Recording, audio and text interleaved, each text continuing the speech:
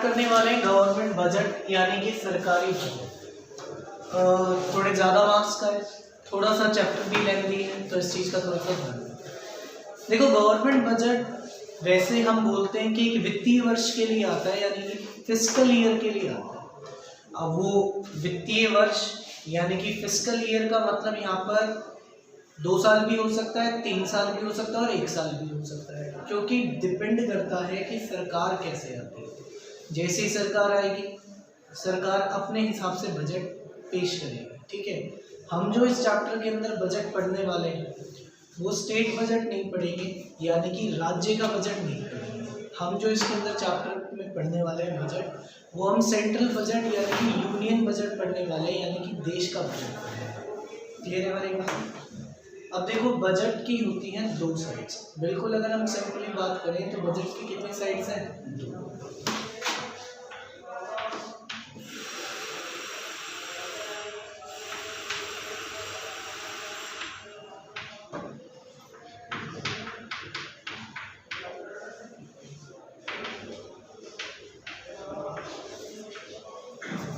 Income और expenditure.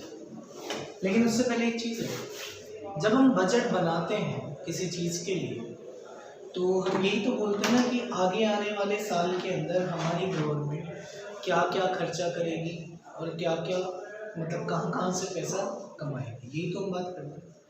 तो इसका मतलब ये जो बजट पास होता है या ये जो बजट तैयार होता है, ये साल ख़त्म होने के बाद होता है या साल के शुरू होने से पहले? यहाँ पर ये 1 अप्रैल जहाँ से हमारा फिस्कल ईयर स्टार्ट हो रहा है, और ये 31 मार्च है अगले साल की, जहाँ पर हमारा फिस्कल ईयर यानी कि वित्तीय वर्ष क्या हो रहा है, बंद हो रहा है। तो हमारा बजट कहाँ पास होगा?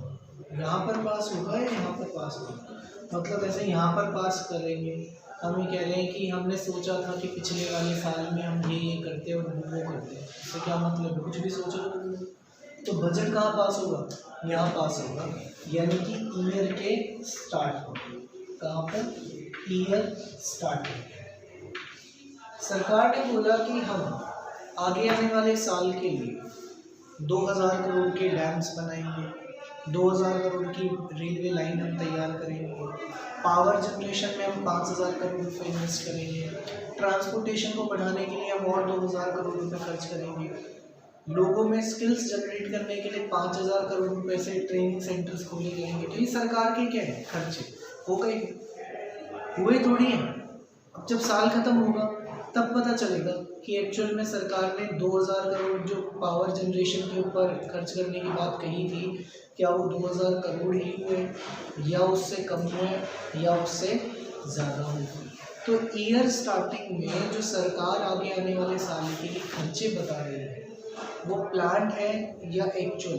एक्चुअल का मतलब है जो हो गए, प्लान का मतलब है संभावित, एस्टिमेटेड, यानी कि आगे आने वाले साल में हम कहाँ कहाँ खर्चा करने वाले हैं। तो ये प्लान होंगे ना कि एक्चुअल होंगे। एक्चुअल तो कब होगा?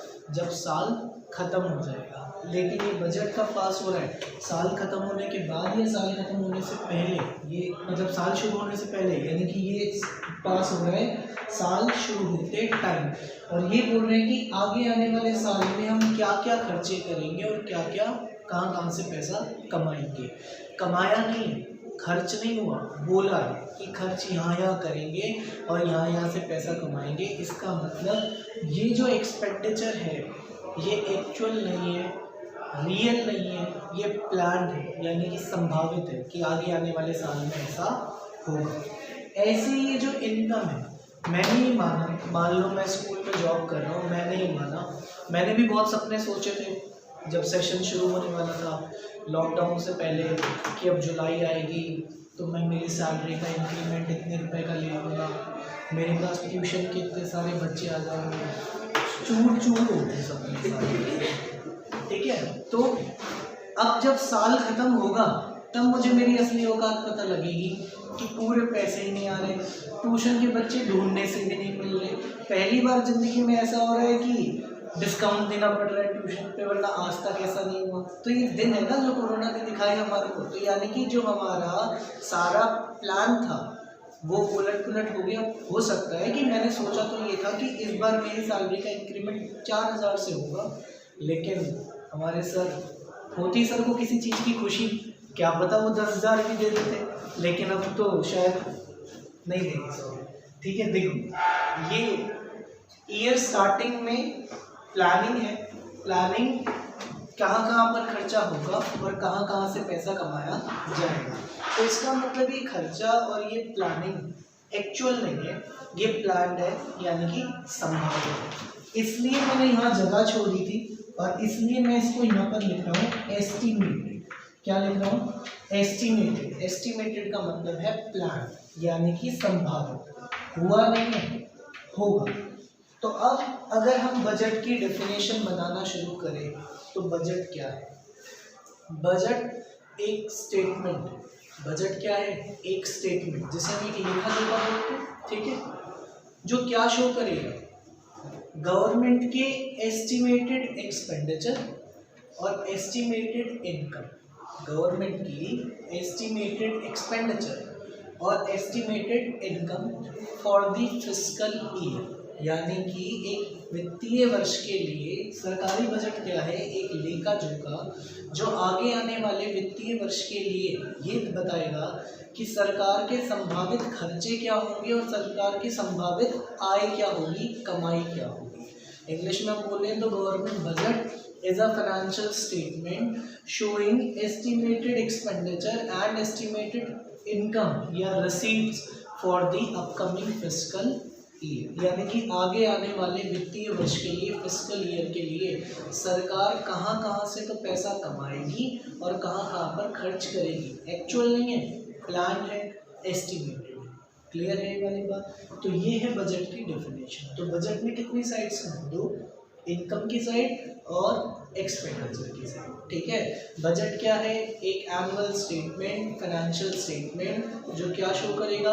एस्टिमेटेड एक्सपेंडिचर और एस्टिमेटेड रिसीट्स का ब्यौरा कि सरकार कहाँ कहाँ से कमाएगी और कहाँ कहाँ पर खर्च करने वाली है। हुआ नहीं है, इसलिए हम इसको एस्टिमेटेड यानी कि संभावित बोल रहे हैं, एक्चुअल नहीं बोल रहे हैं। ध्यान रखना है। अच्छा, फिर क्या होता है? इस टॉपिक के बाद आते हैं गवर्नमेंट बजट के ऑब्जेक्टिव्स। क्या आते हैं? गवर्नमेंट बजट के ऑब्जेक्टिव्स, यानी कि उद्देश्य क्या है, लेकिन वो हम पढ़ेंगे सबसे लास्ट में, क्योंकि अभी हमने कुछ भी नहीं पढ़ा गवर्नमेंट बजट के बारे में, सिर्फ एक डेफिनेशन पढ़ी और कुछ नहीं पढ़ा हमने। तो पहले हम बहुत से कंसेप्ट इसके क्लियर करने वाले हैं और उसके बाद हम लास्ट में इसके ऑब्जेक्टिव्स पढ़ेंगे। ठीक है, तो वो लास्ट के लिए हम छोड़ दें। अब चलते हैं आगे कि भाई गवर्नमेंट बजट क्या है? एक स्टेटमेंट जो क्या शो कर रहा है? एस्टिमेटेड इनकम और estimated expenditure for the fiscal year. Clear है पहली बात? अब हम चलते हैं इसके आगे। ठीक है, देख अब हम दोनों साइड का ब्यौरा पढ़ेंगे। एक बार हम इनकम साइड का ब्यौरा पढ़ने वाले हैं और एक बार हम एक्सपेंडिचर साइड का ब्यौरा पढ़ने वाले हैं। चलो ये मैं बता देता हूँ, हमको कुछ चीज़ें सीखनी है। हम पहले बात करेंगे कि गवर्नमेंट कमाएगी कहाँ कहाँ से, क्योंकि एक ऐसी जगह जहाँ से तुमको कमाई नहीं दिख रही तो तुम खर्चा करने के लिए सोचोगे नहीं। इसलिए मोस्ट इम्पॉर्टेंट चीज़ ये है कि गवर्नमेंट की इनकम कहाँ कहाँ से होगी। ठीक है, तो देखो हम यहाँ पर बात करते हैं गवर्नमेंट की इनकम के बारे में।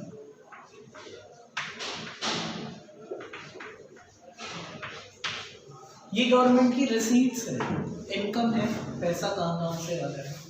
तो चलो हम देखते हैं कि अगर गवर्नमेंट तो बहुत ज़्यादा बड़ी चीज़ होगी, मैं मेरे लिए सोचता हूँ कि अगर मुझे पैसा चाहिए तो मेरे पास पैसा कहाँ कहाँ से आएगा। ठीक है, देखो एक मेरे पास सैलरी आती है, एक मेरे पास कोचिंग की फीस आती है, और मैं मान सकता हूँ कि मेरे घर वालों ने एक दुकान दी थी, ये बोल रहे थे कि तू निकम्मा है तो तेरे घर पर चलने के लिए कुछ तो चाहिए, तो लेकिन मैं निकम्मा नहीं निकला, मैं काम वाम करने लगा, तो मैंने दुकान को भी क्या चला दिया किराए पर। तो क्या आने लगा? क्या आने लगा उस दुकान का? रेंट, यानी कि किराया।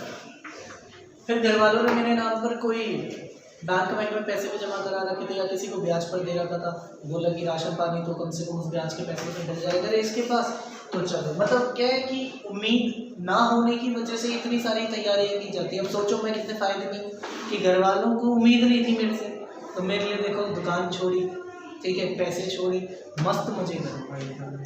तो मेरे को उस पैसों से क्या मिलता होगा? इंटरेस्ट, यानी कि ब्याज। और क्या कमाई लगती है? हाँ ध्यान रखना, चोरी चकारी की कमाई नहीं आएगी, ठीक है, इलीगल काम नहीं होगा। मैंने मेरे दोस्त की जेब से 100 रुपये निकाल लिए, वो इसमें नहीं जोड़ सकता मैं, ठीक।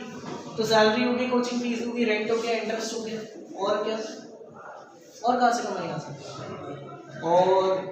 और ऐसा था कि मैंने शेयर्स खरीदे हुए थे, ठीक है, सट्टेबाजी करता था मैं, शेयर खरीद लिए मैंने। क्या खरीद लिए? शेयर। तो मेरे को किसी ने बताया कि शेयर लगाओ, मैंने भी वो हर्षद मेहता से इंस्पायर्ड सट्टेबाजी शुरू कर दी मैंने भी। किस्मत ये रही कि शेयर के दाम बढ़ गए, तो मेरे अंदर अक्ल आ गई कि इसको बेचना नहीं चाहिए, इसका डिविडेंड खाना चाहिए हमको, ठीक है, यानी कि इसके ऊपर जो आपको डिविडेंड मिलता है शेयर्स के ऊपर, वो मिलेगा। तो मेरी और कमाई कहाँ से होती है? डिविडेंड से।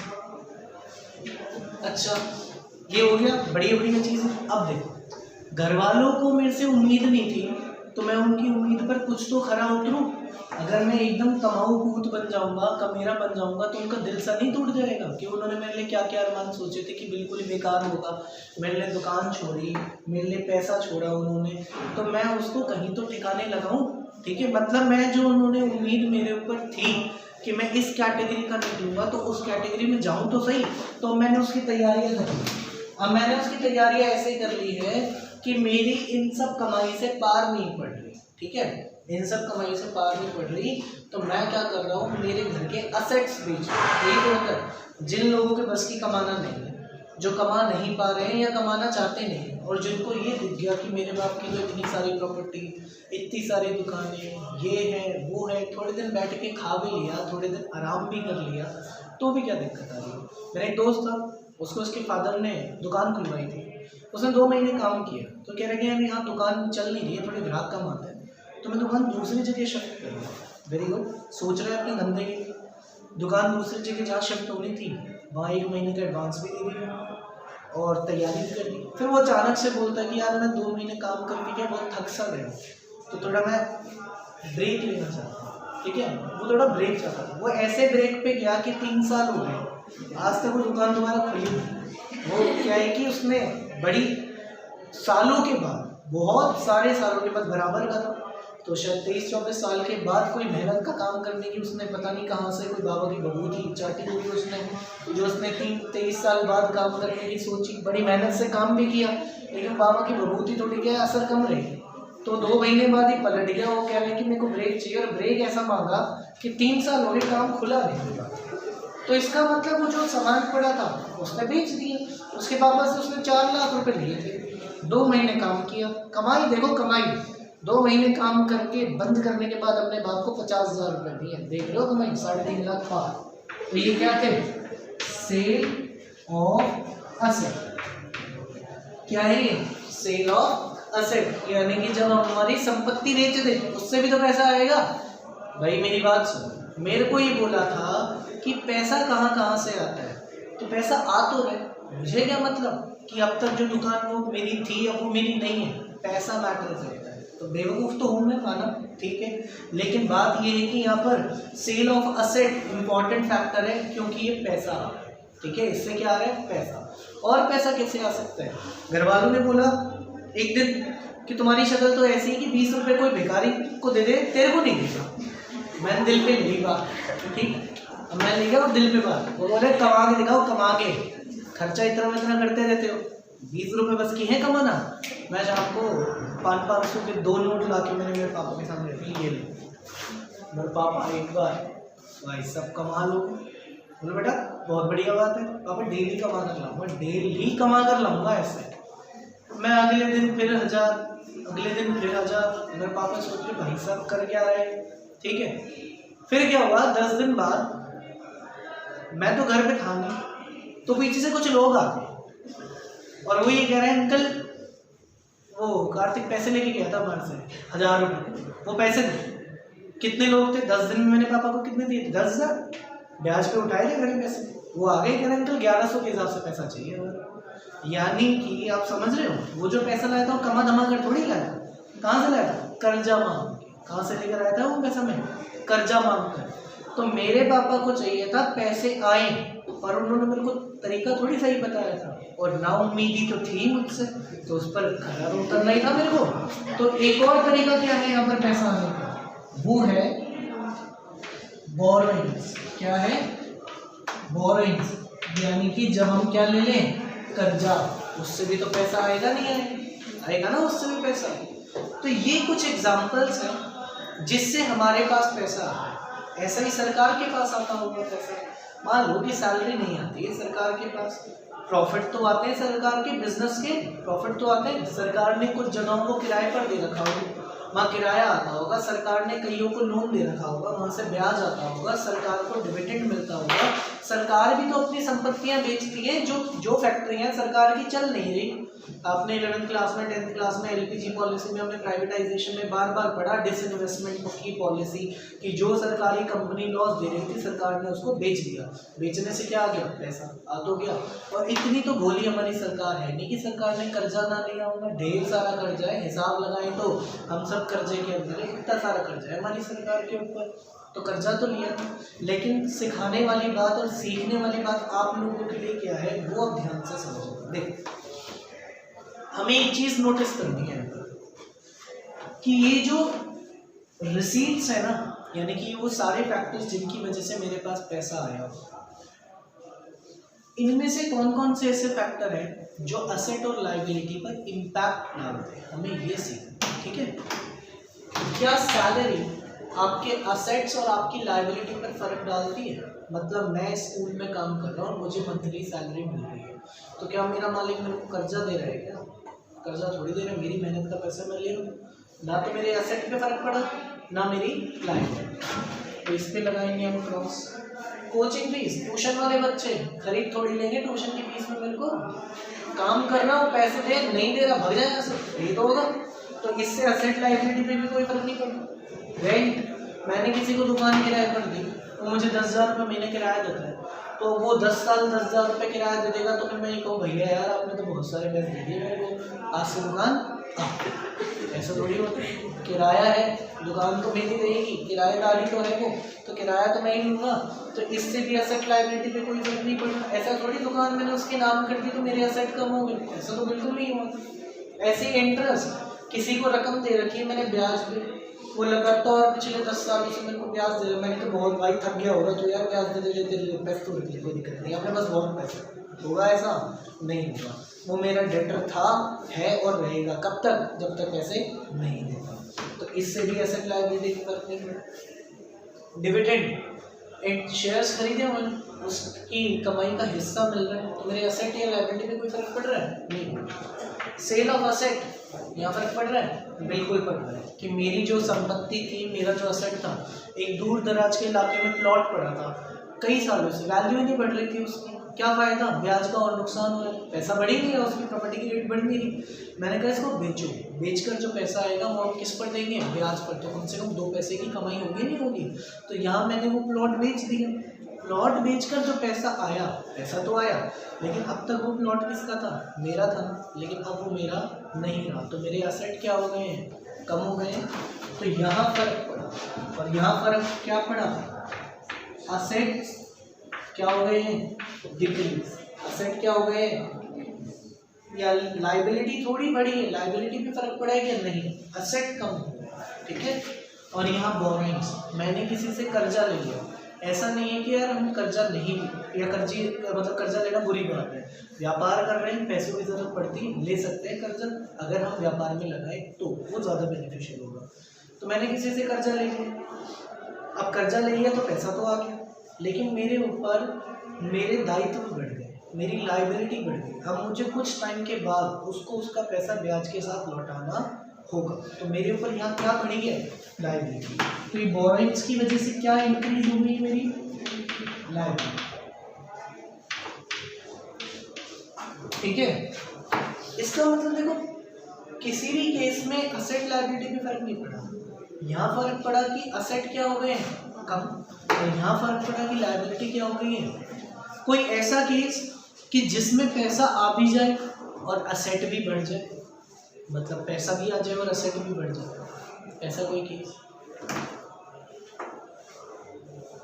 भाई मैंने किसी को अपनी ज़मीन बेची, पैसा तो आया, फिर वो कह रहा है कि यार भैया आपका अटैचमेंट होगा ना ज़मीन से बहुत ज़्यादा।